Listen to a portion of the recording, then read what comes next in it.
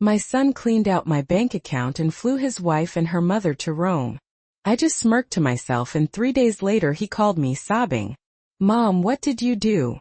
My payback was complete. The day I needed to breathe the most was the very day my son took every single dollar I had without so much as a note. Ellie Price froze for what felt like forever. She remained seated in her old, worn-out armchair, the same one she had purchased when Jackson turned 7, with the first halfway decent paycheck she earned cleaning houses in the Hollywood Hills. In front of her, the cell phone screen glowed, displaying a notification that sent chills down her spine. Available balance $0. She read it again and even a fourth time. Her hands trembled, not from old age, even though she was a robust 68 years old, but from something deeper. A sickening knot that forms when your soul understands, but your heart refuses to believe it. She called the bank. A robot answered. Then, a human representative proceeded to pepper her with questions. They told her the transactions had been made online. Wire transfers for large amounts, totaling over $80,000. It was her entire life's work, her savings, her security, her only safety net. And where did the money go? She asked, her voice cracking, as if she already knew the answer but needed to hear it from someone else's lips. It was all transferred to an account in the name of Jackson Arthur Price. Ma'am, the executive replied with detached professionalism. Do you want to file a fraud report? Ellie didn't say anything. She hung up without uttering a word. Silence descended upon the house. The only sounds were the ticking of the kitchen clock and the buzzing of a dying fluorescent light bulb. Outside, the ice cream truck played its familiar jingle, oblivious to the gaping abyss that had just opened up inside her. Then the landline rang, the old phone she kept mostly out of habit. Hello, she said, her voice devoid of inflection. Ellie, honey. Did you see your Jackson's Instagram? It was the excited voice of Doris, her longtime neighbor. He's in Rome, child, eating fancy food with his wife and mother-in-law. Lord, what a life they live. They look like movie stars. Ellie swallowed hard. Her soul seemed to momentarily detach from her body. She walked slowly to her bedroom, opened the drawer where she kept her old smartphone, and searched for her son's profile. She wasn't much for social media, but she followed him from a distance, like someone peering through a window at a life that no longer belonged to them. There he was, Jackson, her only son, the boy she brought into the world in agony and raised alone after his father left her for another woman. The same son she gave everything to, even the family land her parents left her, just so he could go to college. He was smiling, a wine glass in his hand, wearing a crisp white shirt, embracing Tanya, his wife, and Rhonda, her mother, who always looked down her nose at Ellie. The photo caption read, "Rome, my new beginning. I deserve this." And in the comments Tanya had written, "Good things come to those who wait. Thanks for everything, mama-in-law." With a money emoji. Ellie didn't cry. She didn't scream or break anything. She just stood there, holding the phone as if it were a burning brick. Then, without anyone to witness it, she smiled. But it was a different kind of smile, as if she had finally come to terms with something she had been avoiding for years. Far away, under a cloudy sky and amidst the cobblestone streets of Rome, Jackson raised his glass without a hint of guilt. "See," Tanya said, sipping expensive wine. "It was a good idea to take the money. She's going to die soon anyway. Better we use it before it goes to medical bills." Rhonda, her mother, let out a harsh laugh. "Clueless old lady.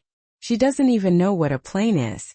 She was never going to do anything useful with that cash." Jackson didn't say anything.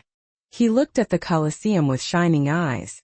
But something was churning inside him, but he kept quiet, just as he had learned to do as a boy when he was hungry, and his mother would tell him, "Hold on, baby. We'll have it tomorrow."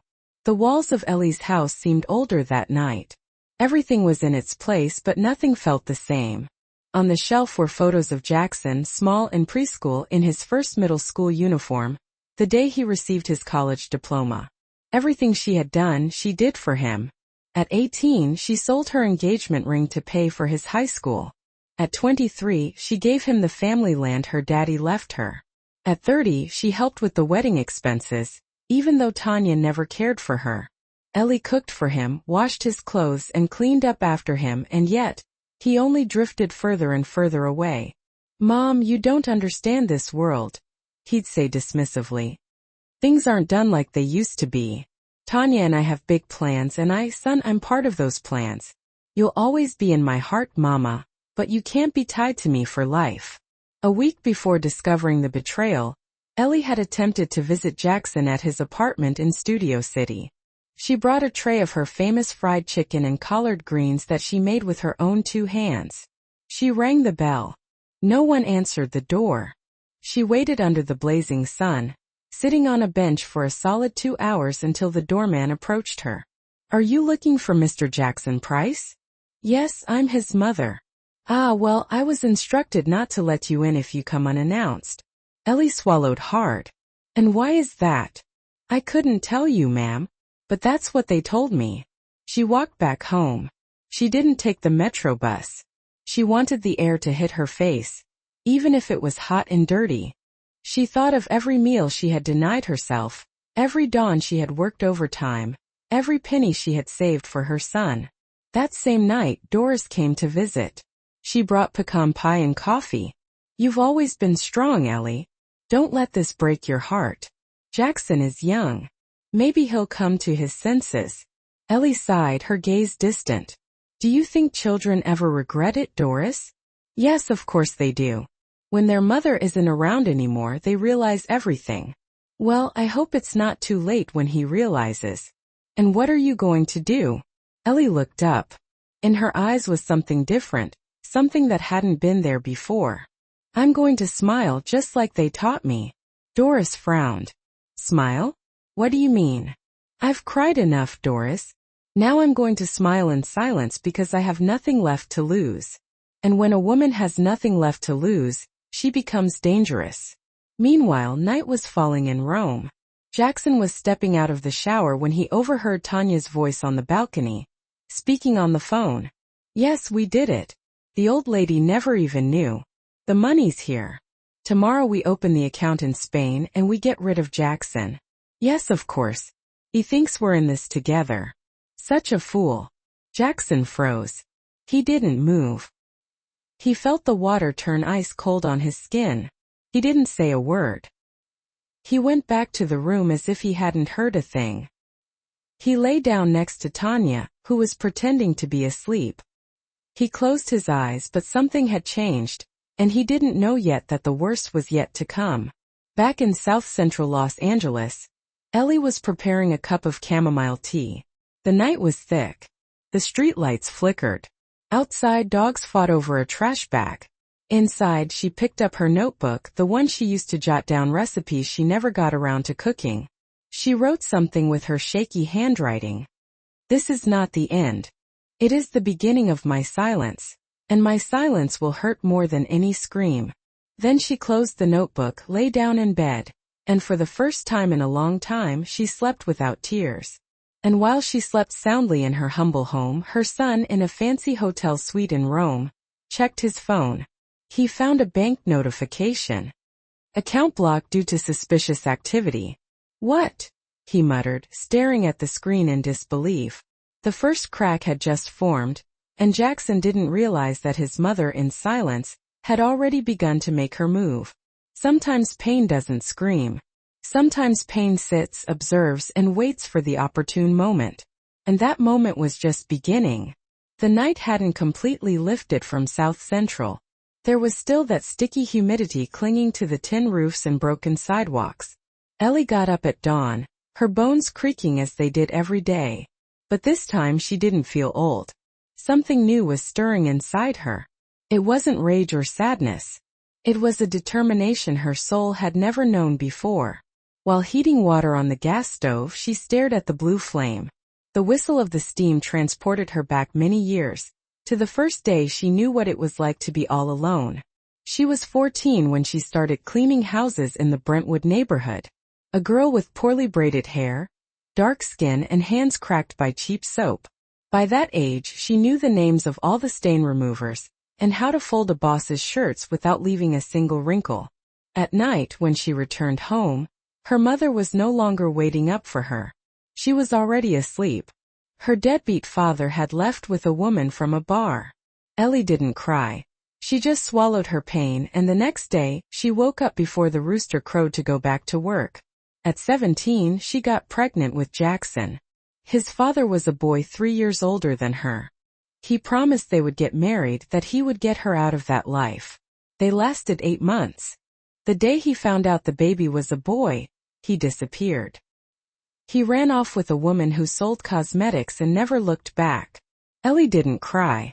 She just clenched her jaw, adjusted her scarf, and went out to look for more houses to clean. She raised Jackson alone, carrying him on her back while she washed other people's clothes. When he started walking, she taught him to play with detergent caps as if they were toy cars. They had no toys, but they had stories. No refrigerator, but they had hot soup. No television, but they had songs she sang to him until he fell asleep. He was her whole world. When Jackson turned 6, one of Ellie's clients offered to pay for his elementary school tuition at a private school if she agreed to work full-time and live in. Ellie didn't even hesitate. She left her house, lived in the patron's rooftop apartment, and every weekend, she crossed the entire city to see her son. She never arrived empty-handed. Sometimes it was a new notebook, sometimes just a snack, but always with the heart ready to listen to whatever Jackson wanted to tell her. Years passed and Jackson grew up. Ellie struggled to learn how to write her signature, her hand trembling, just so she could enroll him as the responsible party on school papers. She learned to read doctors' prescriptions and then bank statements. She couldn't write well, but she understood enough not to let herself be taken advantage of, or so she thought. At 16, Jackson told her, "Mom, when I make it big, the first thing I'll do is buy you a house where the cold doesn't seep through the walls." And she replied without hesitation, "Don't buy me anything, son. Just don't forget me." Then came college. Ellie sold the only land her father left her, a small patch of earth in rural Georgia, where she had always dreamed of building a small cabin. She sold it for less than it was worth because Jackson needed to pay the enrollment fee. And as always, she didn't hesitate. "My son is going to be an accountant," she proudly told her neighbors. "He's going to get out of this life." And he did get out, but not as she imagined. It was in his 3rd semester that he met Tanya, a girl with perfectly straight hair, long nails, and a magazine-ready smile. From the first time Ellie laid eyes on her, she felt a pang of unease in her stomach. Not from jealousy or envy, but because this woman had the look of someone who only knew how to take, never to give. Tanya came from a family that pretended to have more than they did. Her mother, Rhonda, wore knockoff designer clothes and spoke as if she had studied abroad in Europe. The first time they visited Ellie's house, they discreetly twisted their mouths in distaste. "What a lovely color. The walls are so rustic," Rhonda said with a sarcastic tone. Tanya, upon seeing the kitchen, made a comment in a low voice that Ellie would never forget. "I don't know how Jackson grew up here. This looks like a shelter, not a home." Ellie smiled as always, but something broke inside her. Years passed and Tanya gained more and more influence. First, she asked that Ellie not visit so often, then that she not voice her opinions on their decisions, and then that she not attend certain family events because she didn't fit in. Jackson, confused and blinded by love, slowly distanced himself. One night, already living with Tanya, Jackson visited his mother. It was the last time he did so without any warning. She prepared him pot roast and gravy, his favorite meal. "Mom, Tanya says you're too involved in our lives, that you don't let us grow as a couple. I just want you to be happy, son," Ellie said, watching her food grow cold. "I don't need you to take care of me anymore," he replied, as if those words were a deliberate blow. "I'm a man now, and men forget who made them men." Ellie didn't cry. She just got up, cleared the table, and told him to take the rest of the roast with him. The following months were a slow parade of subtle dismissals. Tanya began managing Jackson's finances, convinced him to switch bank accounts, and asked him not to tell his mother everything. According to her, Ellie was a simple woman who wouldn't understand modern life.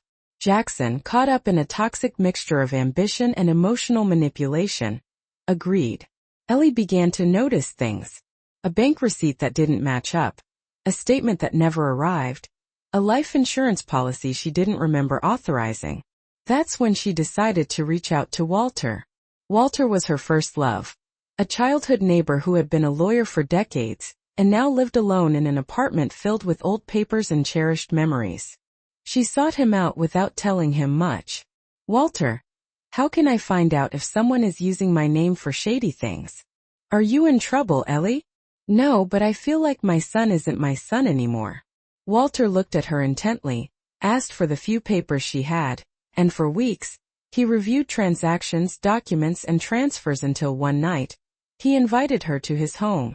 Ellie, your son put you down as a guarantor on a joint account. You didn't sign anything, but the signature is there. But I don't know how to write more than my name.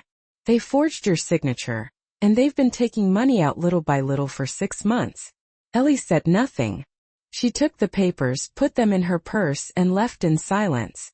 That night, the pain wouldn't let her sleep. Not because of the money, but because of the truth. Her son hadn't just been manipulated.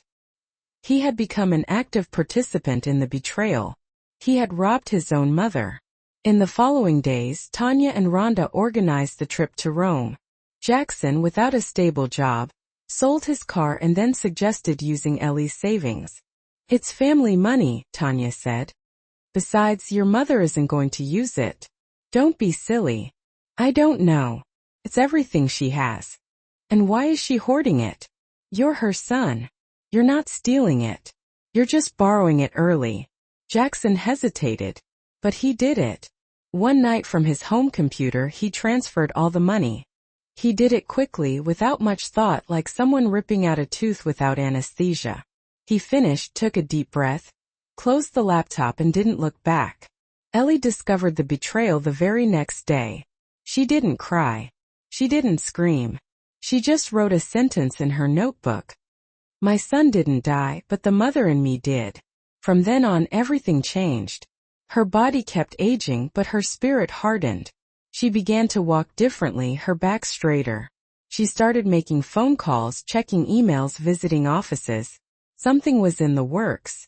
While in Rome, Jackson walked the stone streets, believing he had won something. In south-central Los Angeles, his mother was weaving the web that would return everything they had taken from her.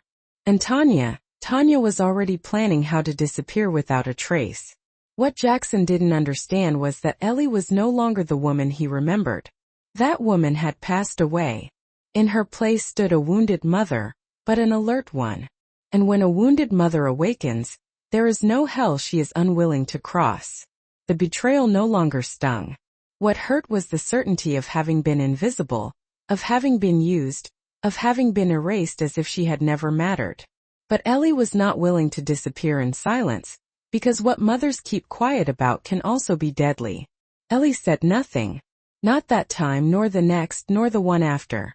Her silence was no longer the kind that bled on the inside. It was a sharp silence, one that observes, registers, and calculates. The words dried up in her throat as if they no longer had any meaning. Because when a mother realizes that she has been replaced by a mask, she no longer screams. She transforms. Jackson didn't notice the difference, or he didn't want to notice it. He was too caught up in living the life he had always dreamed of. A life that didn't smell like fresh laundry or coffee. A life where the voice that woke him up didn't say, "My baby boy." But "Sir." A clean, elegant, and empty life. Tanya settled into his world as if she had always been its rightful owner. And he, completely bewitched, let her.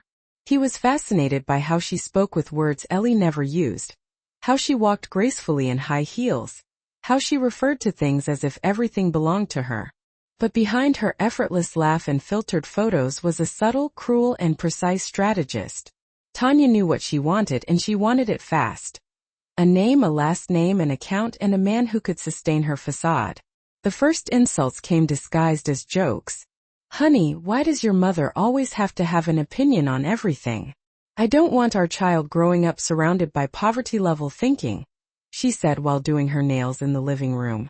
Jackson let out an uncomfortable laugh. "It's not that she wants to have an opinion. It's just hard for her to let go of control. She's always been like that. It's not control, it's pity disguised as love. Women like your mother think they're martyrs for raising kids alone, but they don't realize that the past doesn't give us the right to drag others down. I don't want that for you or for me or for our children. Little by little, Tanya began dictating when they could visit Ellie and when they couldn't. First, it was because they were busy, then that it was better to meet in public places, and finally that she didn't feel comfortable entering Ellie's house because it smelled musty. Jackson accepted everything, and every time Ellie asked why they didn't visit her as often, he lowered his head in shame. We have too many things going on, Mom. You know, work, wedding stuff. Ellie only nodded, but there was no longer any naivete in her eyes. She was starting to piece things together, like someone painstakingly hand-stitching a torn sack. Rhonda, Tanya's mother, didn't take long to get involved, never with blatant insults, but always with carefully chosen phrases to sound educated, but with just the right amount of venom to inflict pain. Miss Eleanor, I apologize if I'm being too direct, but have you ever considered moving to a more decent neighborhood? I mean, you're getting older now. This area isn't safe for someone your age, and with that money you have saved, you could buy something nicer, right? Ellie looked Rhonda directly in the eye. She didn't blink, didn't say a word, but something inside her shattered. That day, she understood that it wasn't that they simply wanted her far away. It was that they never wanted her close to begin with. One Sunday during a family lunch organized by Tanya, Ellie decided to have a heart-to-heart with her son. She waited for the moment Rhonda went to the restroom and Tanya was distracted by her phone. She looked at Jackson with the same unwavering love as always, but her voice no longer trembled. Son, are you sure this woman is right for you? Have you noticed how she looks at you when you're not looking? How she talks about me? Jackson swallowed nervously. Tanya looked up from her phone. Rhonda had just come out of the restroom. The atmosphere shifted like when a storm is rolling in. And then Jackson exploded. That's enough. Mom, you're jealous because I have another woman in my life now. You won't say it, but that's what you think. You never stood for anyone else being important to me. Ellie didn't defend herself. She didn't even flinch. She just lowered her gaze to her plate, put down her fork, and in that deafening silence she knew she had lost him. When they said goodbye that afternoon, no one hugged her. Upon arriving home, she carefully took off her shoes as if she didn't want to bother anyone, even though she was completely alone. She sat on her bed and thought about the last time her son had said, "I love you," without her prompting him to. She couldn't recall. The following weeks were a hell disguised as a routine. Tanya and Rhonda began to visit Jackson more often at his office. They brought him lunch, talked business, and suggested investments. One day, Tanya asked for access to his account, so she could better organize household expenses. "Trust me," she said, taking off her shirt right in front of him. "Or are we not a team?" Jackson, trapped between lust and utter foolishness, said yes as always. Ellie, meanwhile, didn't remain idle. She knew something was terribly wrong, but she didn't know how to prove it. That's when she reached out to her neighbor Brenda, a woman who had been an accountant for 20 years at a pharmaceutical company, and was now retired, teaching neighborhood children to add and subtract. "Brenda, I need you to explain something to me. How can I tell if someone is messing with my accounts?" Brenda frowned. "Your son?" "Yes. Do you have access to your bank statements?" "They don't come to me anymore." "And transfers? Have you made any?" "I've never made one. I don't even know how to do that." For several nights, Brenda taught Ellie how to access the bank portal on her cell phone, how to review transactions, and how to identify deposits and withdrawals. The first time she saw the list of transactions, Ellie felt the world crashing down around her. Large amounts, recent dates, transfers that coincided with the days Jackson visited or asked for some document. Money disappearing without any explanation. "He had access," she said, her voice trembling. "He asked me for it to do some paperwork. He claimed it was for insurance purposes." "Ellie, this isn't just paperwork. It's outright theft." Her heart was shattered, but she refused to cry. Instead, She grabbed a notebook and meticulously began recording every single transaction, noting the day, time, and amount. Every stolen dollar had a name associated with it. One Friday night, when all hope seemed lost, Brenda revealed something else to her. See this transaction?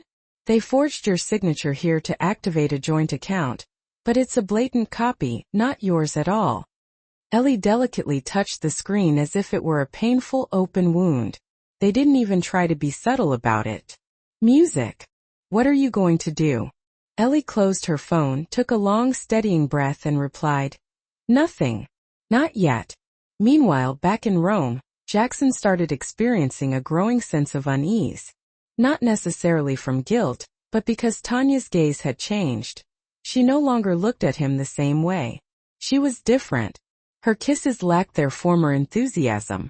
She spent countless hours engrossed in her phone, laughing softly to herself. And Rhonda didn't even bother to feign tolerance towards him anymore. One night, pretending to be asleep, he overheard a hushed conversation between the two women. It's done. Why keep up the act? As soon as we get back, we're selling everything and ditching him. And if he finds out, he's slow. He won't even suspect a thing. And if he does, so what? The old lady is going to die anyway. Who's going to stick up for him? Ellie, back in Los Angeles, began to move with calculated precision. She went to a bank branch, requested complete statements, printed them out, and carefully placed them in envelopes. Then, she visited the public registry to inquire about any properties registered under her name that she didn't recall signing for. It was there that she uncovered something even more devastating. Jackson had attempted to register her house as a shared investment property, using fabricated documents. Although he failed due to a technicality, the fact that he tried was a gut punch. That day, Ellie didn't head straight home. Instead, she walked to an old church tucked away in the back of the neighborhood. Not to pray necessarily, but just to sit on a bench and gaze at the altar. Grant me patience, God, she whispered. Not to forgive him, but to resist the urge to destroy him with my own hands. A heavy silence enveloped her. When she finally returned, she turned on the radio, tuned into a blues station, and began to knit. But what she was knitting wasn't clothing. It was a carefully crafted plan for revenge. The seeds of ingratitude had already been sown, and they were now actively germinating. The harvest was drawing near. Ellie knew it. She could feel it in her bones, in the way the wind howled through the cracks in the door, as if warning her that everything that had been buried in silence would soon come bursting forth. The pre-dawn hours weighed less heavily on her now. The cold no longer bothered her. She simply counted the days, not with anxiety, but with a sense of strategic calm, like someone deliberately sharpening a knife, knowing exactly when they would use it. One morning, while sweeping the living room with her well-worn straw broom that had lasted for so many years, she decided to move the armchair to clean underneath it. Beneath it, she discovered dirt, tiny scraps of paper, a dried-out pen, and a torn, poorly folded white envelope tucked inside a recycled plastic bag. She was about to toss it all away without a second glance, but something deep inside urged her to take a closer look. First, she opened the bag. Inside was a document. She read it twice, not fully comprehending what it said. It listed her full name, her address, and a signature that vaguely resembled hers. Then she noticed the header. Last Will and Testament. She felt a sharp pain in her chest. She sat down on the floor, spreading the document across her legs, and read it again. It was a will in which she supposedly bequeathed her house and savings to Jackson in the event of her death. And at the bottom was a signature, her signature but forged. She felt the suffocating silence of the house more intensely than ever before. Only the ticking of the clocks and the distant barking of a dog pierced the quiet. She didn't cry. She wasn't surprised, but this time, something undeniably broke inside her. It wasn't the betrayal itself, but the stark confirmation of it. She immediately called Walter. Come over. What's wrong? I found what you needed to see. 2 hours later, Walter was sitting at her kitchen table, the document in his hands. He read it carefully, shaking his head in disbelief. This isn't just illegal, Ellie. It's incredibly dangerous. If he had actually filed this, you could have lost your house without ever knowing. Do you think it was him? Walter remained silent for a moment. He placed the paper back on the table. This isn't your signature, Ellie. And there's no way you draft a will like this. It's clearly not authentic. The most concerning thing is that this is just a draft. If there's a draft, there may have been a real attempt to file a legitimate version. Ellie stared at her own wrinkled hands, stained by the passage of years, yet still steady. She recalled the day she made the final mortgage payment on her house. 30 years of hard work and sacrifice. Reheated meals, worn-out shoes, working through sweltering days, cleaning up other people's messes, enduring insults from her bosses, all to finally have something of her own, something that no one could ever take away from her. He wanted to kill me on paper, she said, her voice barely above a whisper. Walter looked up, his expression concerned. He couldn't tell if she was speaking metaphorically or literally. The silence between them stretched on, until the sound of the coffee perking on the stove became the loudest sound in the kitchen. So what are you going to do now?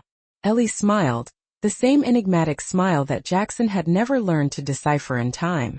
Now I'm going to bury him, but while he's still awake. Not even 3 days had passed since that discovery when she received an unexpected call from Dr. Evans, the internist at the health clinic where Ellie had occasional checkups. I need you to come in, Miss Eleanor, today if you can. She felt her legs begin to tremble. She walked to the medical center with the same quiet dignity that had defined her throughout her life. She entered the office wearing her usual attire, her scarf tied tightly, and carrying the notebook where she kept track of every pill she took. The doctor greeted her kindly, but without much hope in his eyes. His gaze held a compassion that hinted at farewell. We did some new blood tests, and the results aren't good. She didn't respond, simply looked at him, bracing herself for what she already suspected. You have leukemia, ma'am. It's in an advanced stage. It pains me to have to tell you this so bluntly, but there's no time for pleasantries. Your immune system is severely compromised. We estimate you have about 6 months. Ellie froze. She stared blankly at a spot on the wall, a small bird-shaped patch of dampness. Not a single tear, not a single question. Do you understand what I'm telling you? I understand how much it will cost me to die with dignity. The doctor shifted uncomfortably in his seat. There are options. We could start chemotherapy, but there's no guarantee you'll respond. The treatment is aggressive and expensive. Does it make me die faster? Not necessarily. Then no. I don't like the thought of death catching me in a hospital gown. The doctor didn't know what to say. He had never witnessed anyone receive news of their own impending death with such stoic composure. Ellie stood up, picked up her purse, and before leaving the office turned back to him. 6 months is enough. For what I have to do, it's more than enough. She walked back home, not because she couldn't afford a ride, but because she needed to feel the pulse of the city. She wanted every step to reconnect her to her roots, her history, her purpose. She crossed the street where she had once been nearly hit by a car while taking Jackson to preschool. She passed the market where she had worked cleaning restrooms for a meager $40 a day. She waved to Mr. Theodore, the juice stand man, who had no teeth but a remarkably good memory. When she arrived home, she went directly to her room. She retrieved a wooden box hidden under her bed. Inside was her notebook filled with notes, clippings, receipts, unmailed letters, and an old envelope containing the only photograph she had of Jackson as a child, when he still slept soundly, clutching her leg. She gazed at it for a long time, then turned on the stove, put water on to boil, and as the steam began to rise, she murmured to herself, "No more praying now. The work begins." The first thing she did was accompany Walter to file a preemptive complaint, not as a mother, but as a concerned citizen. They reported the forgery of her signature and the attempted misappropriation of her property, attaching all the supporting evidence. Then, they requested the temporary freezing of the bank account from which Jackson had withdrawn the money. To accomplish this, they invoked a clause that allowed the suspension of financial activity if elder financial abuse was suspected. It wasn't easy, but Walter knew the legal loopholes. He had lost faith in the legal system years ago, but for Ellie he was willing to dust off his legal skills. "Are you ready for what's coming?" he asked as they signed the papers. "I was born ready. I just didn't know it." Afterward, Ellie went to the store, bought a new red-bound notebook, and began to write what would become her final log. Not a book of weeping, but a chronicle of documentation. On the first page she wrote, "To my son Jackson, I brought you forth from my womb with pain. I gave you my life with love, and you ripped away my dignity without blinking. This is not revenge. It is justice. And justice is all I have left to die in peace." Meanwhile, back in Rome, Jackson and Tanya continued their charade of happiness. They uploaded photos daily, created videos with filters, and flaunted plates of food with names they couldn't even pronounce. But the underlying tension was becoming increasingly palpable. Tanya no longer shared his bed. Rhonda spent all her time engrossed in her phone. And Jackson felt something precious slipping away, like an internal alarm that wouldn't stop ringing. One night, while searching his email for a flight confirmation, he stumbled upon a hidden folder. It was an automatic backup of Tanya's messages with another person. Initially he thought it was spam, but when he opened it he read what he wasn't supposed to. "Tanya, we almost have everything. The idiot doesn't suspect a thing. Contact in the account. Tanya done. As soon as we get back, we're leaving him. Contact. What if he finds out? Tanya, I don't care. Let him rot. I'm not staying with someone who smells like a traumatized single mom." Jackson felt his stomach plummet. He closed the computer, said nothing, and pretended to sleep. But he couldn't close his eyes that night. And for the first time in a long time he thought about his mother, her voice, the way she called him my little boy, even when he was taller than her rice pudding, how she laughed at old black and white sitcoms, how she touched his forehead when he was sick, and how she used to tell him, "Nobody will ever care for you like I do." He desperately wanted to call her, but he didn't. Ellie, for her part, expected nothing. There was no longer any tenderness in her waiting, only careful planning. She visited offices, made phone calls, and activated the immigration clause. She flagged Jackson's transactions as suspicious. The system was slow, but it eventually triggered. An international alert was issued for his return to the United States. They wouldn't necessarily throw him in jail, but they would hold him accountable.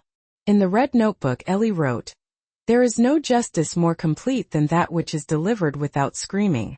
I will watch him lose everything without lifting a finger. Karma isn't paid with violence. It's served with patience." And so the second betrayal didn't break her. It transformed her into something stronger, colder, and freer. The mother in her may have died, but the woman had awakened. It was only a matter of days before Jackson would return to the U.S., completely oblivious to the earthquake that awaited him. Jackson had always believed that hell was a place of fire, punishment, and screams.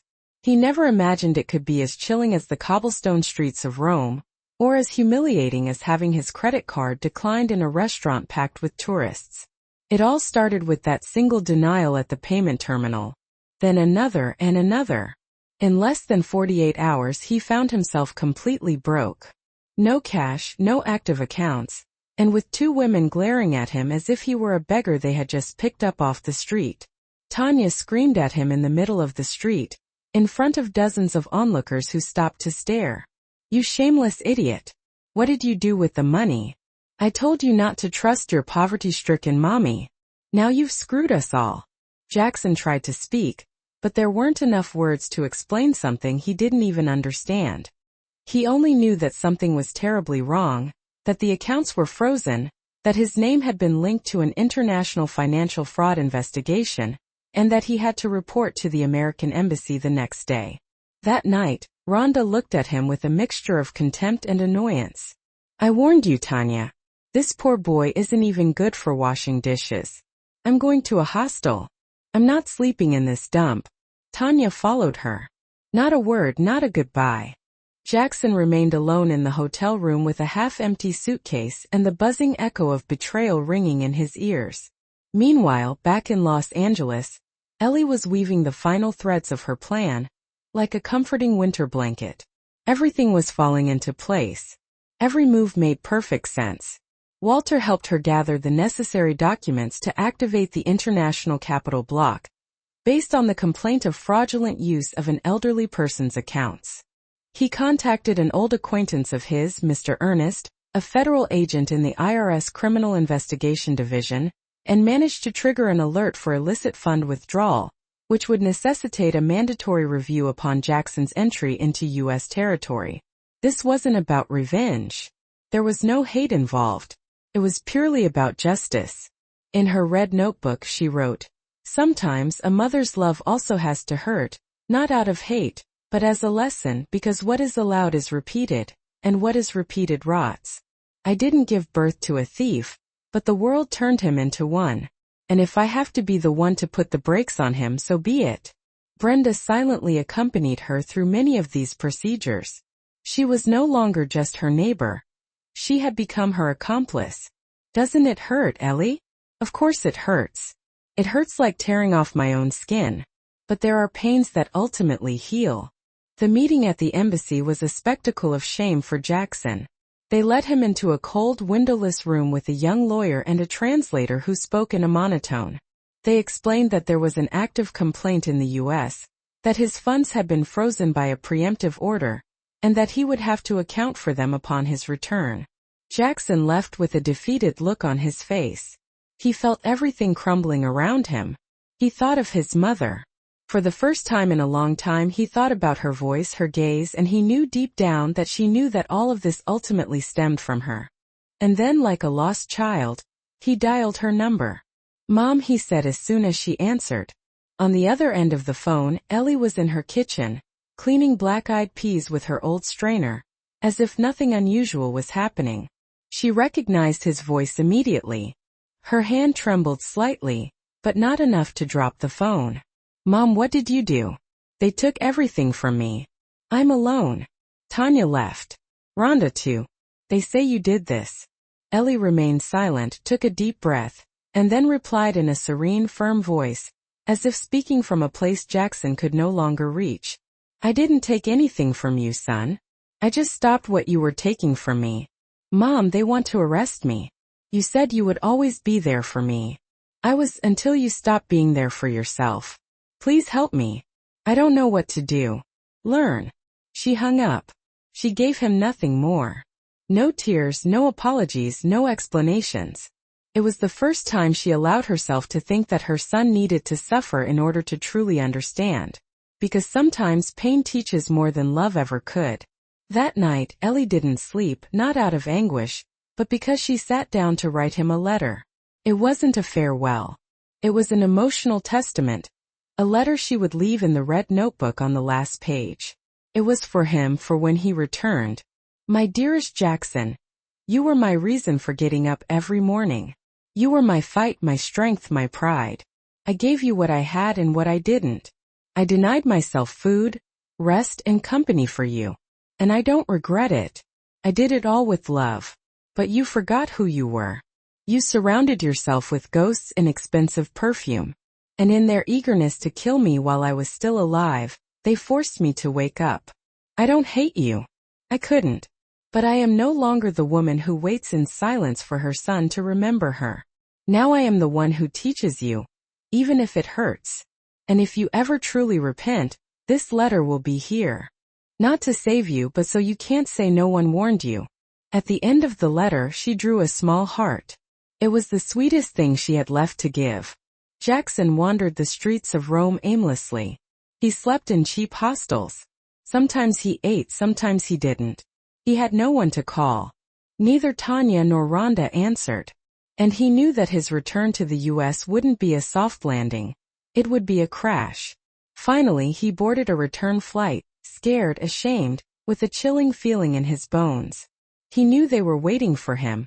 Not with hugs but with outstanding debts. Ellie, for her part, was ready. Her health was rapidly deteriorating, but her soul was clearer than ever. She had shaved her head before the chemo could take her hair. She did it in her bathroom with sewing scissors. She looked at herself in the mirror and said, "Now I look like who I truly am." Walter accompanied her to her last doctor's appointment. The doctor confirmed that the cancer was advancing rapidly. She simply nodded. You know, she said, I was never afraid to die. What hurt me was the thought of not being able to leave in peace. But now I know I will leave with everything settled. That night, alone in her bed, Ellie felt a sharp pain in her chest. She doubled over, but she didn't call anyone. She simply hugged herself tightly, murmuring her son's name, not as a complaint, but as a final farewell. The silence of the storm was just that, the exact moment before the collapse, the feigned calm that precedes the inevitable. But Ellie didn't fear the end because she had done what she had to do, and Jackson was now about to face the wreckage of the life he had destroyed. When the plane landed in the U.S., Ellie felt no particular emotion. She wasn't surprised by the captain's welcoming announcement, or the unfamiliar language mixed with the airport announcements. She didn't care about the high glass ceilings or the unfamiliar faces. She hadn't traveled to admire anything.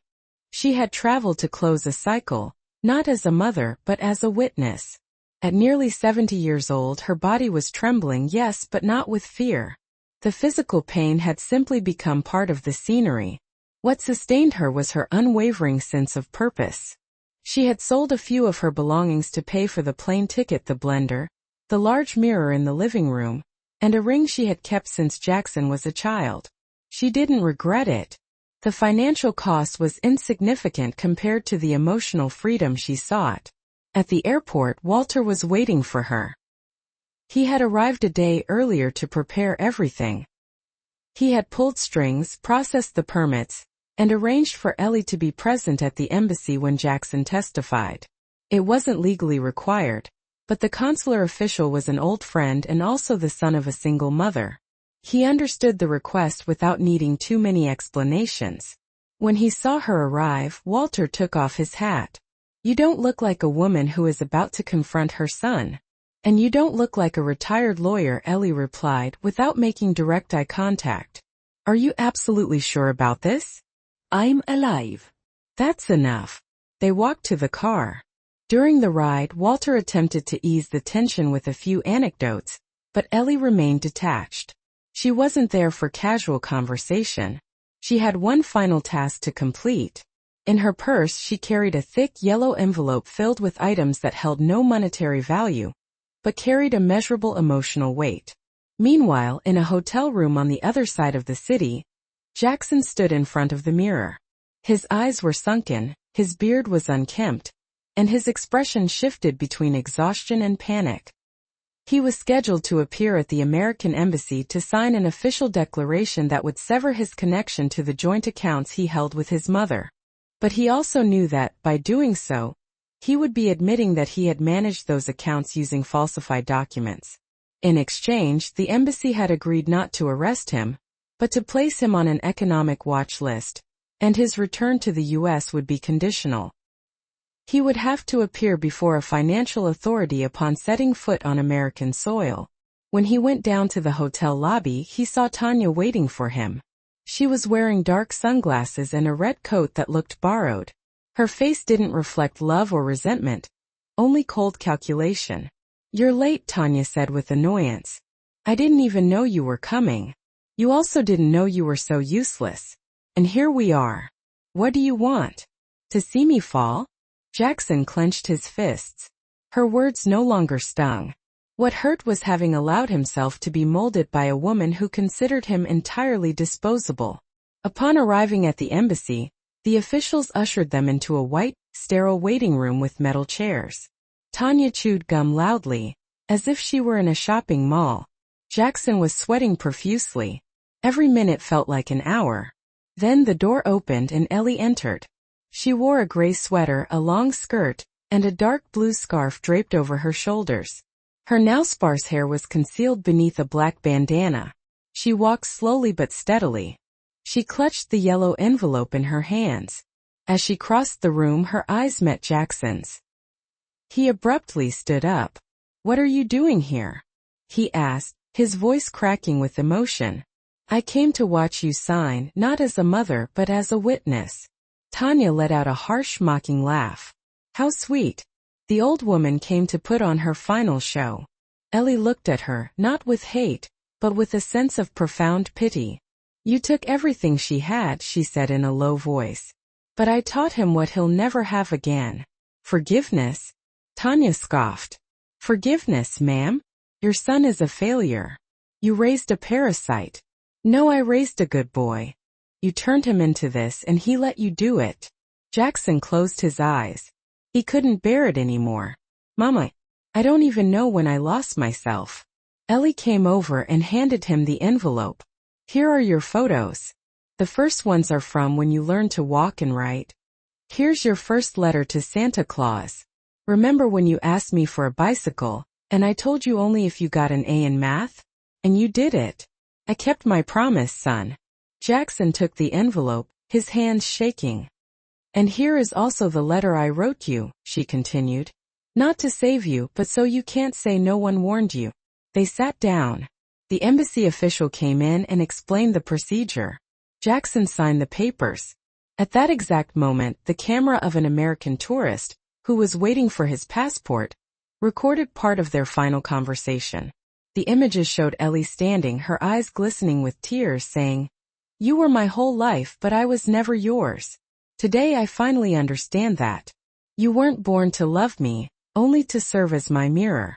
The recording was uploaded to social media that very same day. Within hours it went completely viral. People from all over the world commented, saying things like, That mother is a queen. That's how you teach a lesson without resorting to violence. Dignity never gets old. Jackson couldn't even lift his head. The official looked at him with compassion in his eyes. All done, he said. You're free to go. And your mother too. Tanya had already left. She hadn't waited for anyone.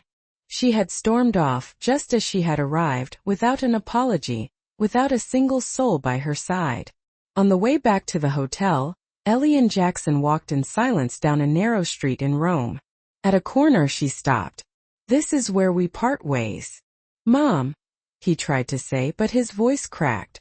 I gave you everything I had, even my silence, she said. Now I'm giving you the only thing you refused to accept, the truth.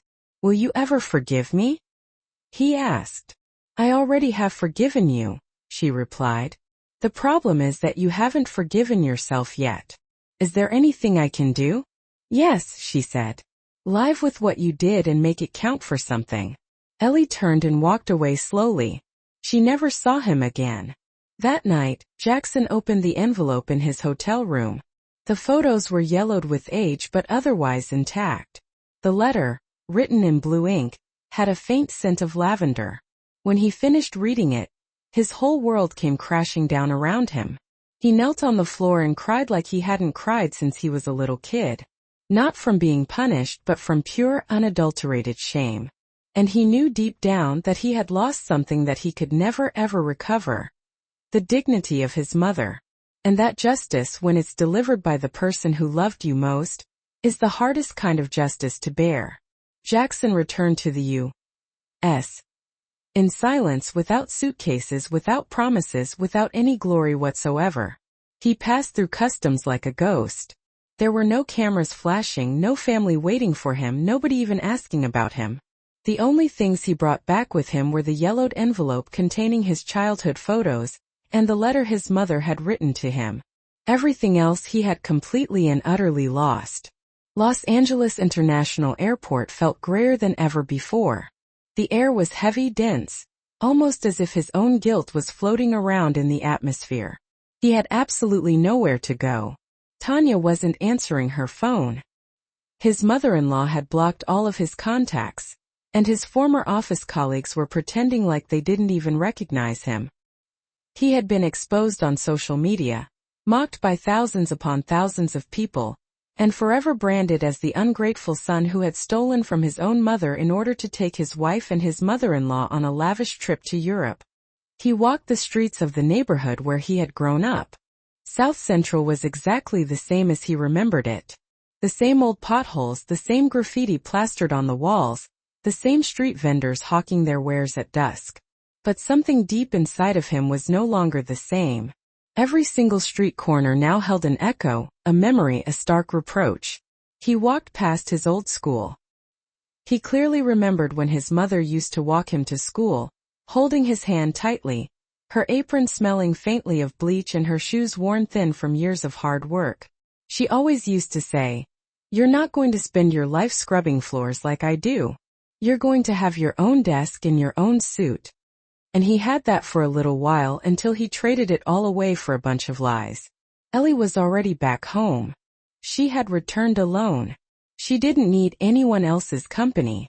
She had spent her entire life in the company of her own silence, and it didn't weigh her down one bit.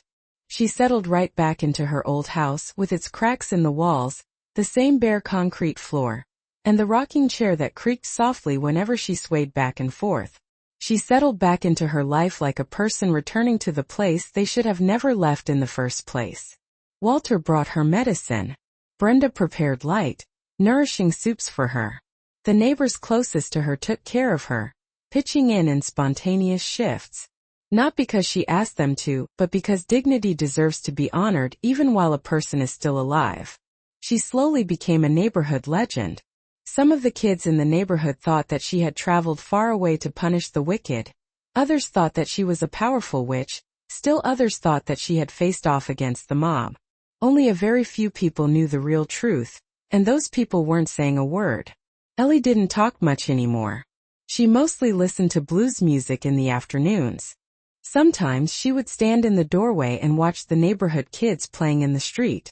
She would smile and laugh with them. She would give them lollipops, listening intently as they told her their innocent childhood lies. She had finally recovered her peace of mind, but not her physical strength. The cancer was advancing slowly but steadily, like an unstoppable tide. With each passing week, she seemed more and more fragile. Her clothes hung loosely on her increasingly frail frame. Her hands trembled more noticeably. But she never stopped walking around her house. She never allowed herself to fall. One Sunday morning, Jackson walked up to the door. He was carrying a bag filled with donuts. He had spent the entire night wondering if he should even go. He hadn't slept or eaten a thing, but something deep inside of him was telling him that he had to. He didn't actually expect her to open the door. He just wanted to see her to make sure that she was still breathing. From across the street, he saw her sitting in her rocking chair. She was wearing an old, worn-out sweater and had a shawl draped over her shoulders. Her face was thin and gaunt but not defeated. She smiled warmly at some children who were playing nearby. One of them brought her a flower that they had picked from the park, and she hugged the child as if he were her own flesh and blood. Jackson didn't cross the street.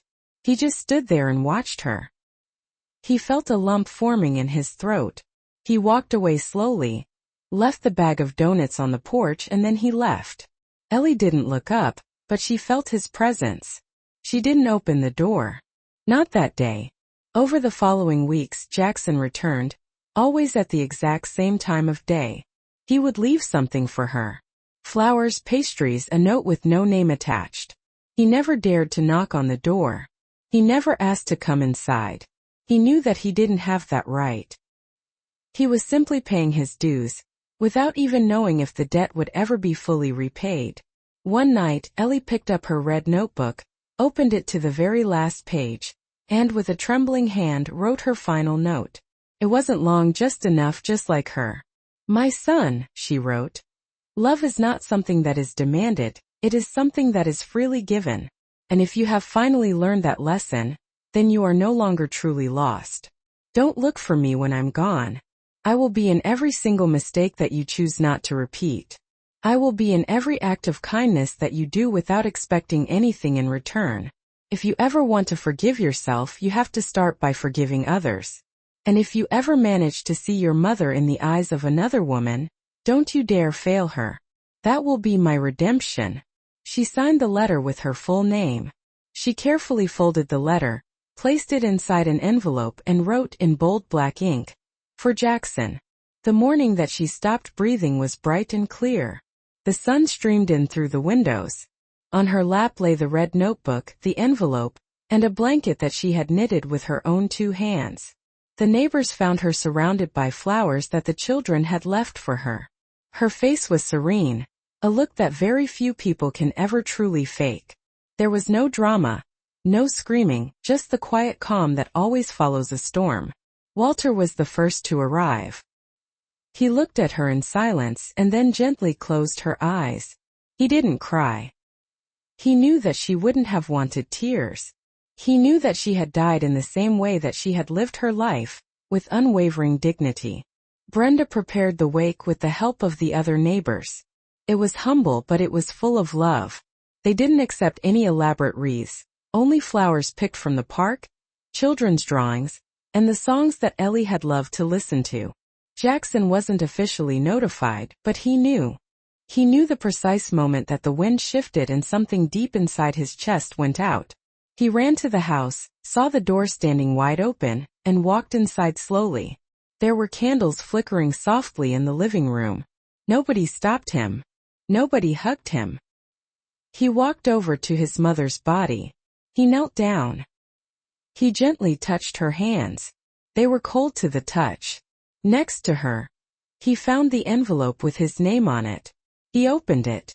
He read every single word aloud in a whisper, all alone. He cried, but not like he had before. He cried in silence, just like her. In a corner of the room was an open wooden box. Inside was a photo of him as a child, with a handwritten note on the back. "I still believe in you, son," it read. Jackson picked up the photo, pressed it tightly against his chest, then walked out into the yard and sat down in the chair where she used to sit. He looked up at the sky and finally understood that he had lost his mother, but that perhaps, just perhaps, he could still find himself. Days later, the neighbor said that the man who had been leaving donuts had moved into the house. He had no new furniture or any other luxuries. He had no visitors. He just had an old chair, a red notebook, and a photo sitting on the shelf. Those who leave make space for others. Those who stay sometimes fill that space with memories, and sometimes with redemption. The following part is not part of the story. It is the closing remarks of the YouTube narrator, but I've translated and expanded it for completeness. Did you enjoy the story? And where are you listening from? I'd love to connect in the comments section below. If you found this story moving, please consider supporting my work by sending a super thanks. Your generosity allows me to keep creating and sharing more stories like this one. Thank you so much for your kind support. I'm really looking forward to reading your comments and hearing your thoughts on the story. On your screen now, you'll see links to 2 more of my life stories that I think you'll really enjoy. There's so much more to explore on my channel, so please don't forget to subscribe. I'll see you in the next life story. Sending you all my love and respect.